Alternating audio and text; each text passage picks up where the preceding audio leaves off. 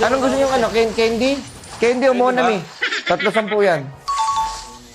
Tapos, ito, ano, Max. Magkano? Magkano yan? 310. Kan, grabe ka naman tumubo.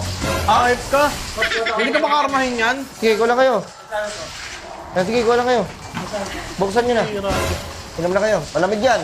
Kasi ang init ang panahon ngayon, no? Init, Pansin mo, ang init. Ang init na eh. Ang init ang panahon, nakaka-bad trip. Oo, di ba? Lasang buko. Yung buko dun, oh, lasang tubig. Ay, baliktad nga eh. Grabe. Ano pala yan? Sige na ako nagbabayad niyan. 120 isa. Wait lang boss ha. Grabe naman ang mahal niyan. Ha? Yung candy rat na 10. Oh, Grabe ka naman boss. 120 lang isa niyan. Anong kinamahal niyan? 120, 10 lang yan dito sa may tindahan. Kaya iba-iba yan. Iba-iba ng presyo yan. Grabe. Pag bumili ka nito sa airport, magkano sa airport? Ay, amoy sa airport yun. Wala naman mga aeroplano dyan. Wala. Hindi, know your worth. Di ba? Kahit tubig ka lang, know your worth. Tinan mo, pansinin mo yung tubig. No, your word. Di ba? Sa tindahan, 10 lang to. Oh. Pero pag sa airport, ang mahal. Bakit?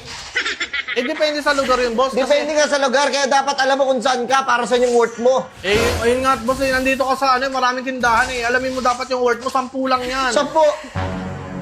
10 eh, tinala ko sa'yo. Ayun lang. Common sense, boy! Common sense.